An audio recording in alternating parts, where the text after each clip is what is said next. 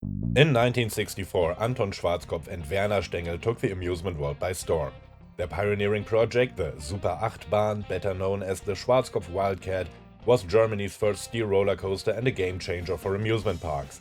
Loved by fans, showmans, and parks across the globe, over 20 of these legendary coasters were built, many still operating today. But Schwarzkopf wasn't done. His passion and relentless drive for innovation, combined with Stengel's advances in figuring out roller coaster math, fueled a golden era of roller coaster design and would change the industry forever.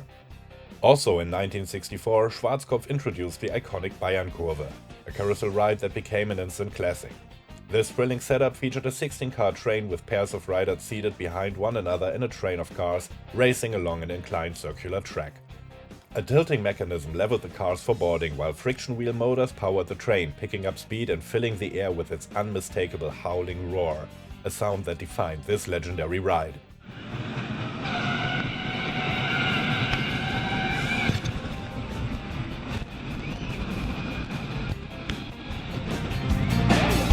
In theory, the Bayern Kurve could reach a staggering 120 km per hour or 75 miles per hour, but that speed was purely hypothetical, generating g-forces over 14 g, way beyond human endurance.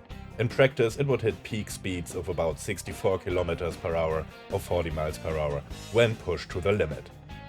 The Bayern Kurve is also famous for its original Olympic bobsled appearance. Its mountain-themed backdrop featured painted spectators watching from above, illuminated by a strip of lights. A bold Bayern Kurve sign glowed front and center, topped by a flashing sun perched above the peaks. Olympic rings lit up below the track with wooden bobsled figures on either side.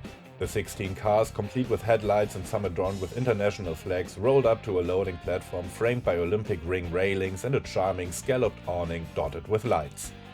Hot on the heels of the Schwarzkopf Wildcat, the Bayern Kurve was a massive hit, with over 40 units built and sold across the globe. While few traveling versions remain in Europe today, the ride's spirit endures. California's Great America has one still operating, and Pennsylvania's Nobles Amusement Resort is lovingly restoring a Bayern Kurve, ensuring this beloved classic can continue to captivate thrill seekers for future generations. From 1966, Schwarzkopf expanded his legacy with dark rides, later offering innovative suspended versions. Marketed as Märchenbahn or fairy tale rides, these were primarily built for showman Gottlieb Löffelhardt. This collaboration laid the foundation for a strong relationship, with Löffelhardt frequently turning to Schwarzkopf to supply rides for his beloved Phantasialand amusement park. From 1967, the Bayern Express emerged as a fresh take on the Bayern Kurve. Unlike its predecessor, this ride featured a wider train with passengers seated side by side, all under a distinctive roof structure. 3 Bayern Express rides toured European fairgrounds and amusement parks until at least one crossed the ocean to the US. During this era, Schwarzkopf constructed a stunning Ferris wheel for Liseberg in Sweden. Alongside it, he introduced an updated take on the Calypso ride. Retaining the name Calypso, this near-identical successor to the original continued to deliver the signature Schwarzkopf charm. Behind the scenes, Schwarzkopf and Stengel had been pondering a completely new type of roller coaster for some time. Traditional coasters raced through valleys but eased up in curves, but Schwarzkopf, inspired by high-speed bobsleds, wanted to maintain blazing speeds throughout turns. Using advanced steel construction, tracks were built with such precision that wheels had minimal play, ensuring a smoother ride essential for high-speed curves. This reduced lateral accelerations, the uncomfortable side-to-side jolts passengers feel. Note, we're using backyard coaster footage here since these angles are kind of rare. Yet precision manufacturing alone wasn't enough. Werner Stengel still had to solve a critical issue at curve entrances to perfect this thrilling innovation. When a roller coaster transitions from straight track with no banking to a curved section requiring a steep tilt to counter centrifugal forces, things got tricky. Traditionally, the track would begin banking prematurely on the straight, causing passengers to lean inward unnecessarily, only to be jolted outward at the curve's entrance where full banking was needed. While the human torso can absorb these forces, the head, balanced delicately on the neck, sways like a pendulum, creating discomfort. Schwarzkopf and Stengel set out to solve this challenge for a seamless high-speed ride. To address the jarring and potentially harmful effects of abrupt transitions, Werner Stengel devised a solution: a pre-curve linking the straight track to the final circular curve. By gradually reducing the radius, this smooths the shift, minimizing discrepancies between ideal and actual banking angles and better managing centrifugal forces. Keep in mind, this innovation was achieved long before hardlining or CAD software became standard tools in roller coaster design. While Werner Stengel handled the technical calculations, Anton Schwarzkopf focused on bringing his vision to life.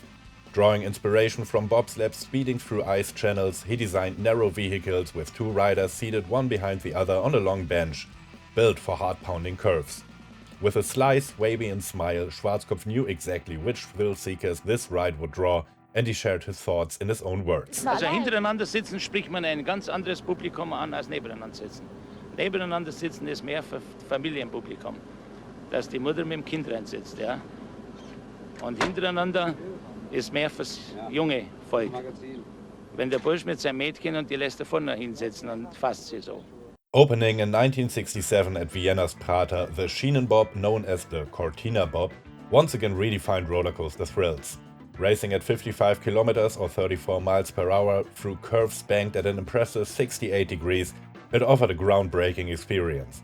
Following its success, the portable Jetstar version took the world by storm, with 12 units constructed and sold globally. During this time, thrill rides also underwent further development. In 1968, the Monster 1 launched but was too heavy for the traveling fair circuit, resulting in only 2 units built, one for Liseberg in Sweden and another for Casa de Campo in Spain. A striking Zeppelin ride, an observation tower with a slender frame, toured German fairgrounds and was later also refined. Schwarzkopf also delivered additional Ferris wheels, a Peter Pan-style suspended dark ride with a fairy tale theme for Liseberg, and likely a waltz ride for the same park. A curiosity is the Skoftrolden roller coaster at Tivoli Gardens in Denmark, which was based on the foundations of a Wildcat and used the same vehicles. However, these were pushed up the lift hill by some sort of electric motor-driven pusher units instead of a chain lift, whatever that means. Details are scarce, there is close to no information available at all for this ride. The track also differed from the typical Wildcat design, and apparently only these 2 pictures of this ride have survived to this day. With Anton Schwarzkopf's boundless creativity, he conceived the successor to the Jetstar, the Jetstar 2, just a year later. Until then, the ascent to the tower had been a somewhat neglected prelude to the thrilling descent. Schwarzkopf now turned this section into an event in itself. Instead of pulling the vehicles up the tower with a chain lift as usual, he equipped each bobsled with a small electric motor. These powered the vehicles in a spiral scenic ascent up the 13-meter-high tower. Once at the top, the power was cut and the ride plunged into the familiar high-speed curvy track. The concept proved successful, and 2 years later, in 1972, the largest and best of all Jetstars was created. Although the Jetstar 3 navigated curves at 63 kilometers or 39 miles per hour faster than any roller coaster before, Werner Stengel managed to reduce lateral accelerations to 0.9 g. This engineering feat underscored that in the development of modern roller coasters, design had increasingly become the defining factor. It's also worth mentioning that Schwarzkopf and especially Stengel always kept the ride's external appearance in mind. The public should be able to see as much of the ride as possible. The typical vertical staggering of many of Schwarzkopf's portable rides, low in the front facing the audience, high to the rear, was driven not only by technical but also aesthetic considerations. The Jetstar 3 is a prime example of this approach. The enjoyment could have been unclouded had not a regrettable message arrived in Münsterhausen. A girl in the US had broken her collarbone during a ride. Nowadays it's difficult to precisely determine on which ride this accident occurred. However, there are some indications pointing to the Jumbo Jet, a Jetstar 3 model at Cedar Point in Sandusky, Ohio. The bone fracture occurred without external influence after the first valley, where the vehicle entered a nearly 70-degree banked left curve at 63 kilometers or 39 miles per hour. To investigate the incidents, the operators created a super slow-motion film of the relevant track section. The footage clearly showed the heads and especially the hair of the female passengers being violently thrown side to side, a sign of high lateral acceleration. Werner Stengel reviewed his calculations but found no errors. The values at the section in question were 2.1 g, which had not caused issues in previously delivered installations. To clarify the incident, the corresponding track piece was precisely measured on site. The results revealed that, contrary to the theoretical value, actual lateral accelerations exceeded 3.5 g. One possible reason for this lay in the largely artisanal manufacturing process of roller coasters. Anton Schwarzkopf began by constructing supports in his workshop, carefully marking track attachment points. Using a bending machine that relied on manual expertise, he shaped each track tube. The tube was then lifted onto the supports by crane, measured, removed and rebent, often multiple times, until it aligned perfectly. Variations of 10% or more were common, reflecting the hands-on precision of this era's craftsmanship. Another factor was the clearance required for the wheels in the track to prevent jamming. Manufacturing tolerances, worn wheel treads and similar issues could add 10% or more to this. Combined, this resulted in a tolerance range of up to 25%.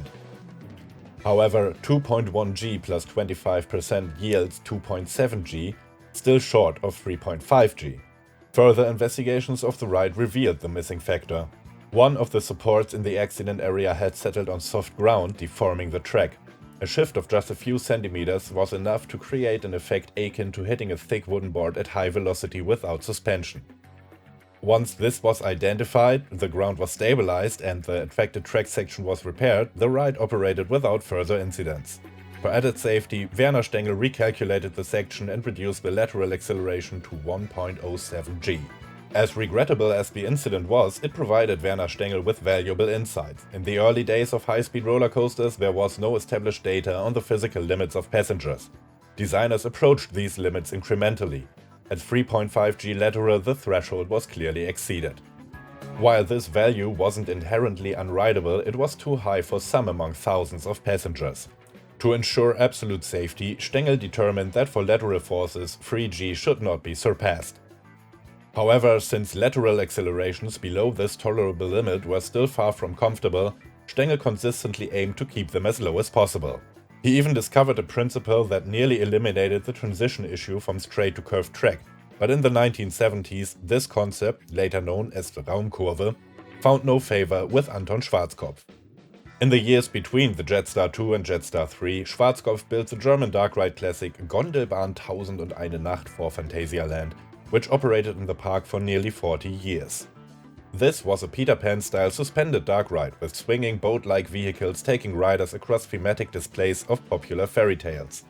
It was one of many Schwarzkopf installations at this nowadays world-famous park. Additionally, the successor to the Monster, called Monster 2, was built for several showmen. With this iteration, Schwarzkopf managed to make it light enough to travel. The showman Rüd received the only Musik Express or Music Express ride from Schwarzkopf called Heiße Räder.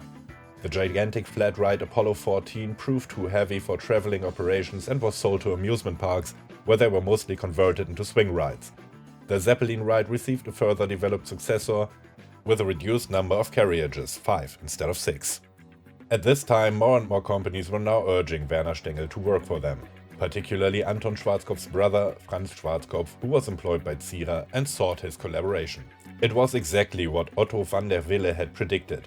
But Stengel was locked into an exclusive deal with Anton Schwarzkopf. In September 1970, he decided to break free and called Anton to end the clause. Big mistake. Anton was furious. He accused Stengel of betraying him, saying he was taking company secrets to cash in elsewhere. Stengel insisted he just wanted to stand on his own, but Anton wasn't having it. In reality, Schwarzkopf was just losing his unfair edge over Stengel's talent. The 20,000 mark financial guarantee that once secured Werner Stengel's exclusivity with Anton Schwarzkopf had become obsolete amid a thriving amusement industry. To establish a stable economic foundation, Stengel sought to expand his client base while still intending to maintain his collaboration with Schwarzkopf. Terminating Stengel's contracts would have benefited competitors, a risk Schwarzkopf couldn't afford. Stengel's expertise was critical for completing the Jumbo Jet project and fulfilling orders for speed racers, innovative Jetstar-inspired rides tailored to American amusement parks. Recognizing their mutual dependence, the two swiftly resolved their differences, restoring their trusted partnership. It is also worth mentioning that Werner Stengel at this point hired the first employee for his engineering office. Werner Steininger joined in March 1971, becoming a key pillar of the growing engineering firm. In 1971, Six Flags Over Texas opened the first custom-built Schwarzkopf roller coaster in the US, the Big Bend. It was the first of the so-called speed racers, which became highly popular, with surviving examples like the Whizzer at Six Flags Great America, considered absolute roller coaster classics. However, speed alone was no longer enough for American parks. The question arose, could loopings be raced as well?